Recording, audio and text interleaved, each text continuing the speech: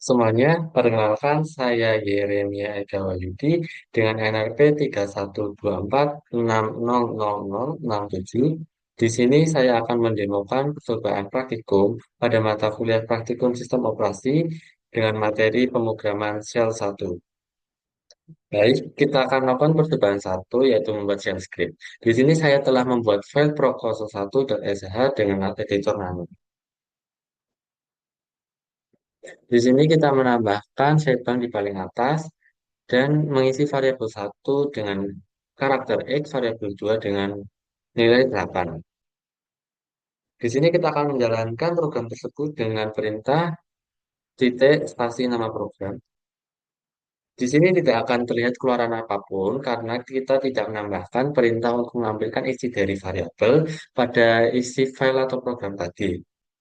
Kemudian kita akan menjalankan file tersebut dengan sebuah perintah yang berbeda yaitu titik slash pro01.sh. Akan tetapi perintah tersebut harus membutuhkan hak akses executable untuk file tersebut agar dapat dieksekusi. Karena perintah ini akan menjalankan program dengan proses terpisah.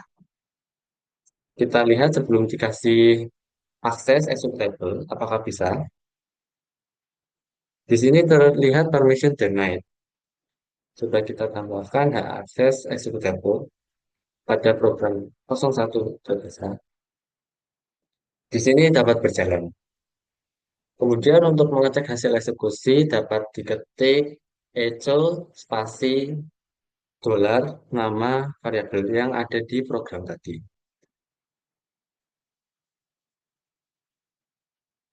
Oke, sekian pada percobaan satu ini, di mana kita membuat shell script untuk mengisi variabel tanpa memperlihatkan dan dapat mengakses variabel yang ada dengan echo. Baik, sekarang kita akan melakukan percobaan yang kedua mengenai variabel. Di sini kita akan mengisi variabel fpt dengan kata callback. Kita menggunakan variabel pada shell interaktif. Kita akan melihat isi dari fpt.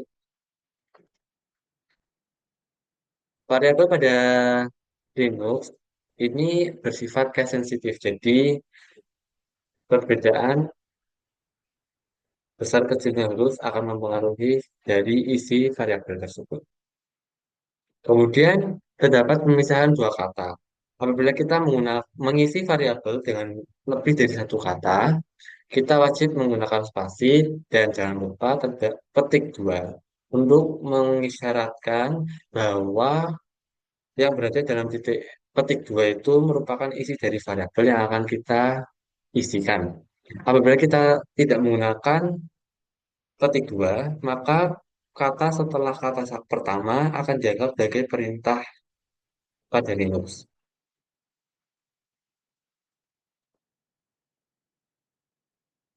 Di sini elektronika dianggap sebagai komen, sehingga muncul error comment not found. Seharusnya kata elektronika masuk pada isi dari variabel tersebut. Nah, untuk memperlihatkan isi dari variabel, kita wajib menggunakan karakter dolar agar tidak keliru atau hasil yang dikeluarkan sesuai dengan keinginan kita, yaitu menampilkan isi dari variabel. Apabila kita tidak menggunakan karakter dolar, maka yang keluar adalah kata yang kita ketikkan setelah echo. Di sini terlihat bahwa echo menampilkan fpt2, di mana fpt2 ini adalah kata atau kalimat yang kita ketikkan setelah echo. Apabila kita menambahkan karakter dolar, maka yang keluar akan kalimat Voltaic elektronika. Kemudian kita juga dapat menggabungkan dua variabel atau lebih pada shell Linux. Di sini kita akan membuat variabel pertama dengan isian Voltaic, kemudian variabel kedua dengan isian karakter titik dua, dan variabel tiga dengan isian elektronik. Di sini kita akan membuat variabel keempat dengan gabungan dari variabel satu, variabel 2, dan variabel 3. Dan jangan lupa tambahkan karakter dolar untuk mengisyaratkan bahwa apa yang kita ketikkan itu adalah variabel. Kemudian kita akan melihat dari isi dari variabel F4. Di sini terlihat bahwa isi dari variabel F4 adalah gabungan dari isi variabel F1, F2, dan F3. Untuk percobaan 2, seperti ini, kita mengenal variabel, di mana dalam variabel Linux kita harus menambahkan dolar, karakter dolar untuk mensyaratkan bahwa apa yang kita ketikkan adalah variabel. Baik, kita akan melakukan percobaan yang ketiga, yaitu membaca dari keyboard. Yang pertama, kita akan membuat variabel nama, di mana variabel nama ini mengandung perintah, yaitu read. Nah, read ini berfungsi untuk menerima atau memberikan tanda bahwa variabel nama ini dapat diisi dari inputan user.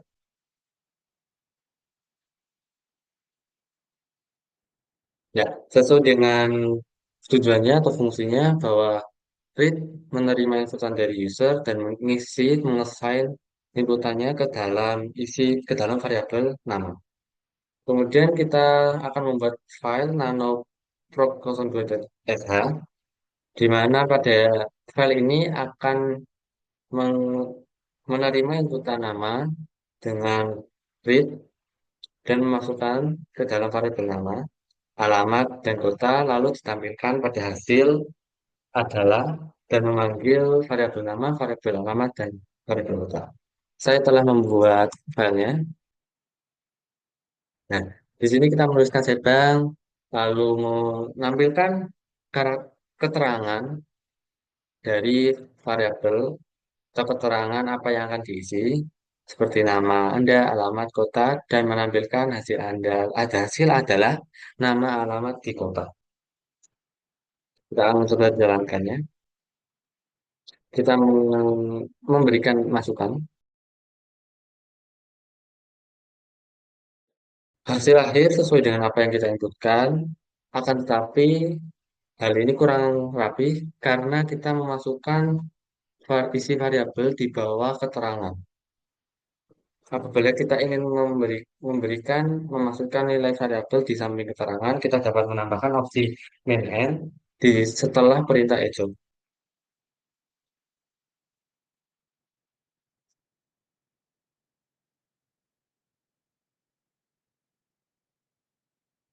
Hal ini akan memberi atau menghapus new line setelah perintah echo dijalankan.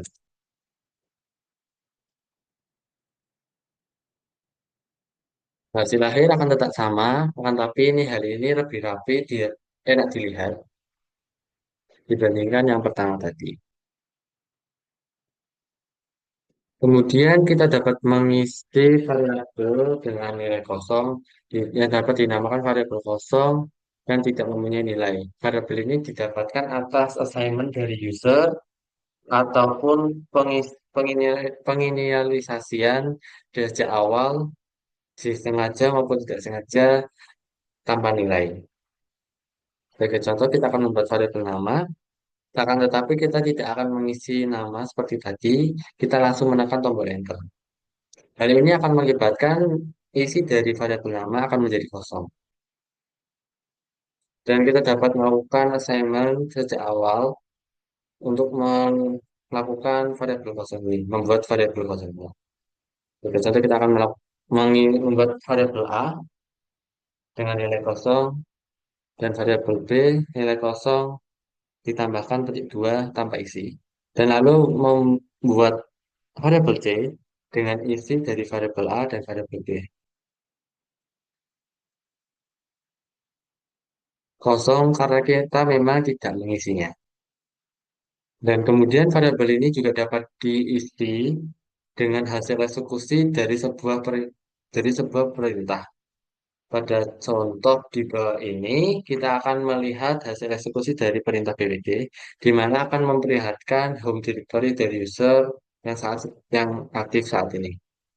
Dan saat kita mengesain atau memasukkan nilai variabel dari sebuah perintah, kita menggunakan break code, bukan single code.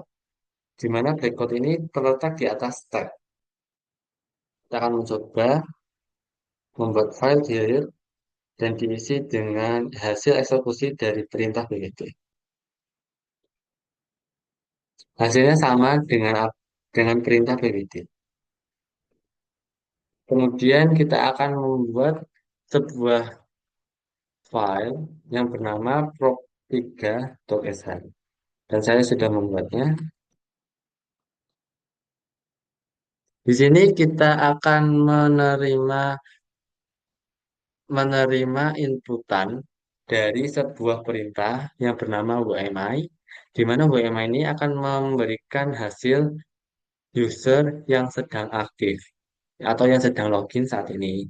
Kemudian kita membuat variabel tanggal, bulan, tahun, dan mengisinya dengan hasil eksekusi dari perintah date. Untuk tanggal sendiri, perintah date kemudian akan menghilangkan spasi yang berlebihan dan kemudian akan memotong dan mengambil field yang ketiga yang berisi tanggal, dan untuk bulan mengambil field yang kedua yang berisi bulan, dan yang tahun akan diisi hasil eksekusi dari date, kemudian menghilangkan spasi yang berlebihan dan memotong isi dan mengambil field yang ketujuh yang berisi tahun. Kita akan lihat hasil eksekusinya. Nah, di sini saya sedang menggunakan user here dan sesuai dan hari, tanggal, bulan, dan tahun real time dan sesuai apa yang saat ini terjadi. Sekian percobaan 3 dapat disimpulkan bahwa percobaan 3 ini kita mengetahui bahwa variabel dapat diisi dari user dan variabel dapat berisi kosong yang yang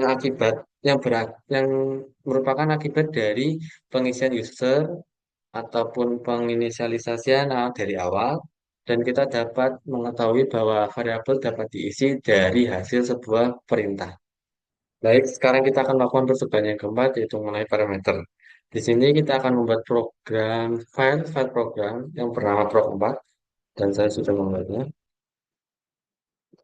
Di sini kita akan melakukan passing parameter, di mana parameter yang memiliki karakter $0, yaitu merupakan source program itu berada. Kemudian diikuti setelah parameter spasi, lalu diikuti karakter, kalimat, atau apapun itu akan akan diisi ke dalam variabel sesuai dengan urutan. Bagaimana contoh di sini kita mempunyai 4 parameter. Kita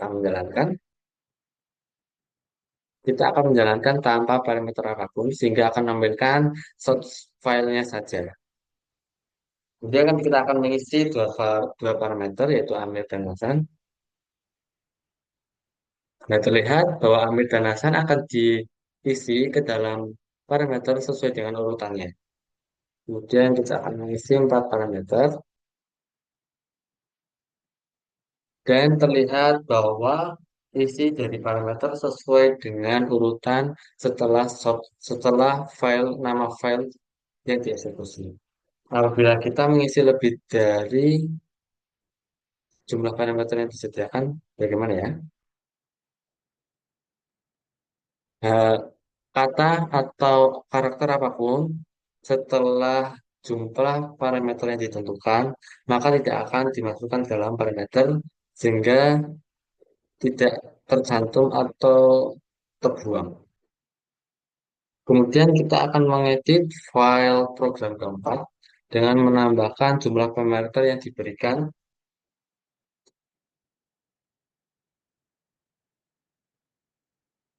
Kita akan menambahkan keterangan jumlah parameter yang diberikan menggunakan karakter dolar dan hashtag.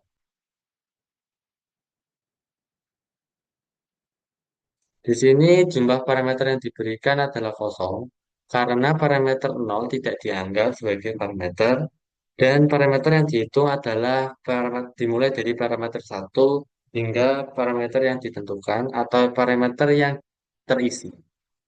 Kita akan coba mengisi dengan dua parameter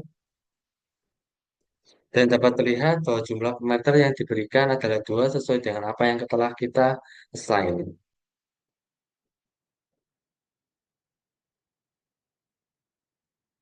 Kita isi dengan 4 parameter, dengan 5. Nah, di sini jumlah parameter yang diberikan itu mengikuti apa yang kita ketikkan sepanjang setelah setelah file. Jadi parameter tetap dihitung, tetapi tidak ditampilkan karena tidak ada tempat yang untuk menampung parameter kelima ini. Kemudian kita akan melakukan modifikasi pada file script versi kedua untuk menambahkan nomor proses ID dan menambahkan total parameter.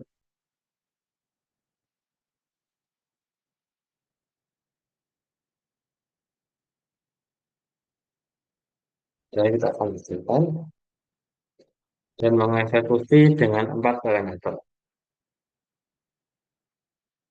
Di sini akan terlihat jumlah parameter yang diberikan, kita akan mengisi 4, dan parameter 1 sampai 4 diisi sesuai dengan apa yang kita ketik, dan total parameter adalah isi dari parameter-parameter tersebut digabungkan, lalu PID proses shell saat ini adalah proses ID atau proses nomor proses ID saat mengerjakan file ini. Apabila kita memberikan parameter lebih dari 4, sedangkan parameter hanya menampung 4, tetap seperti tadi, ditam, tetap dihitung, tetapi tidak ditampung. Untuk percobaan keempat, sekian dari untuk percobaan keempat sampai di sini mengenai parameter, di mana parameter akan menerima atau diisi sesuai dengan apa yang kita ketikkan dan menghitung semua parameter yang diketikkan tetapi tidak dimasukkan apabila parameter sudah penuh. Apabila parameter sudah penuh dan tidak ada parameter lain yang kosong. Baik, kita akan melakukan percobaan kelima yaitu mengenai status exit, di mana kita akan mencari XYZ pada folder etc dan PSBT. Kita dapat mengetahui apakah grab ini berhasil dengan menggunakan status exit. Apabila exit bernilai 1, maka pencarian tidak ditemukan. Apabila exit bernilai 0, bah, X file yang dicari atau apapun yang dicari itu ada. Kita coba echo variabel tanda tanya. Di sini terlihat bahwa echo memperlihatkan 1. Berarti yang berarti file ataupun apapun folder yang bernilai XYZ tidak ditemukan atau tidak berada pada folder etc subdirectory passwd. Dan kita akan melihat file yang tentu berada pada folder tersebut yaitu user.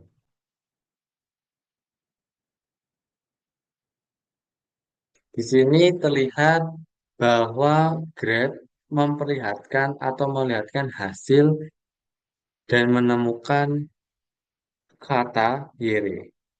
Dan kita akan melihat status dari exit. Status dari exit bernilai 0 karena kata yere berada pada folder etc passwd. Untuk percobaan kelima, kita hanya mengenai status exit. Yang pertama yaitu 0 yang berarti true dan 1 yang berarti false. Baik, kemudian kita akan melakukan percobaan keenam yaitu konstruksi if, di mana kita dapat menggunakan if untuk beberapa kondisi. Di sini kita akan mencari siapa yang login pada saat ini, kemudian menampilkan status exit. Ya, status exit menunjukkan nol berarti perintah sebelumnya berhasil dijalankan. Kemudian kita akan mencari user dengan pertama menggunakan boot dan mencari user. Sudah ditemukan, dan kita akan melihat status exit nol. Kemudian kita akan membandingkan status exit dengan nol. Apabila sama, maka blok program akan menampilkan tulisan pengguna sedang aktif. Di sini kita dapat menulis seperti ini, if spasi karakter tanda tanya merupakan variabel exit, jadi tidak dapat diulang-ulang. Dan titik koma, dan langsung echo, pemakai tersebut sedang aktif. Titik koma, FI, dan enter. Di sini akan menjalankan perintah echo karena status exit sama dengan nol. Apabila status exit tidak sama dengan nol, yaitu satu, maka tidak akan menjalankan perintah echo. Kemudian pada perintah ini juga dapat disederhanakan dengan cara if langsung pada perintahnya, lalu dibelokkan kepada def null.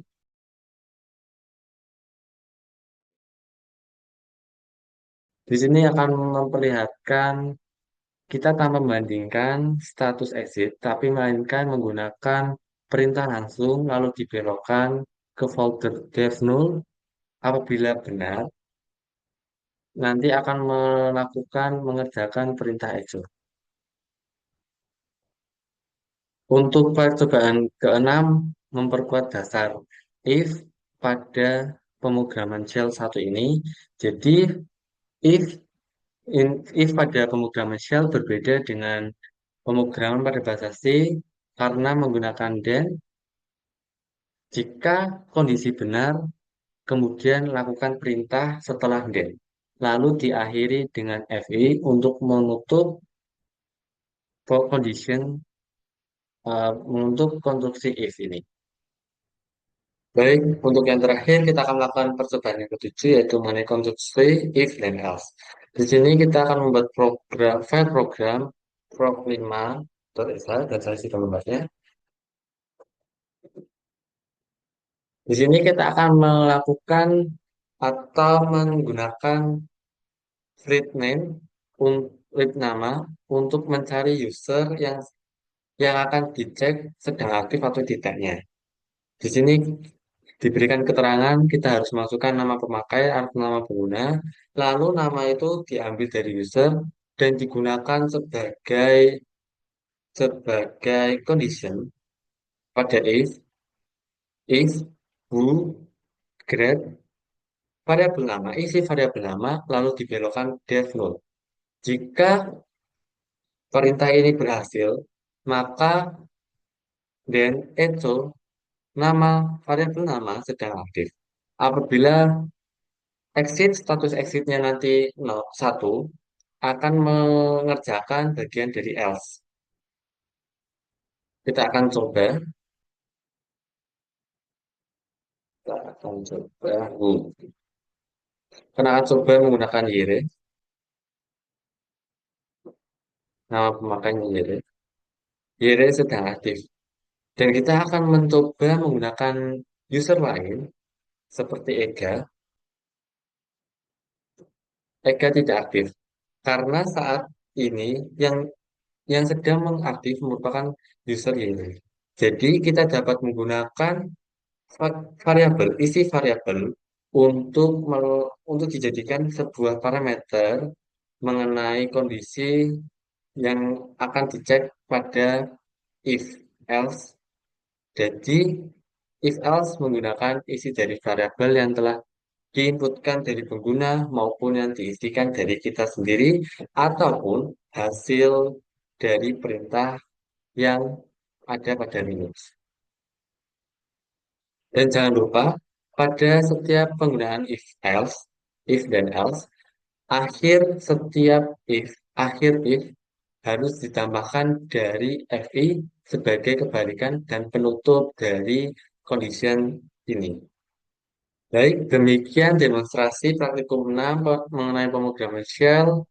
Kita dapat mengetahui cara membuat variabel, mengisi variabel, baik dari user, inisialisasi, maupun hasil dari perintah, serta menggunakan isi-isi variabel tersebut ke dalam sebagai parameter parameter kondisi if then else, dan kita juga dapat menggunakan parameter-parameter pada parameter satu, menghitung jumlah parameter, dan mengetahui perbedaan single quote dan block quote untuk mengisi variabel dengan hasil dari sebuah perintah.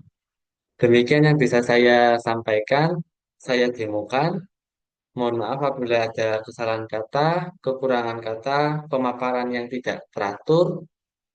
Sekian dari saya Yeremia. Terima kasih.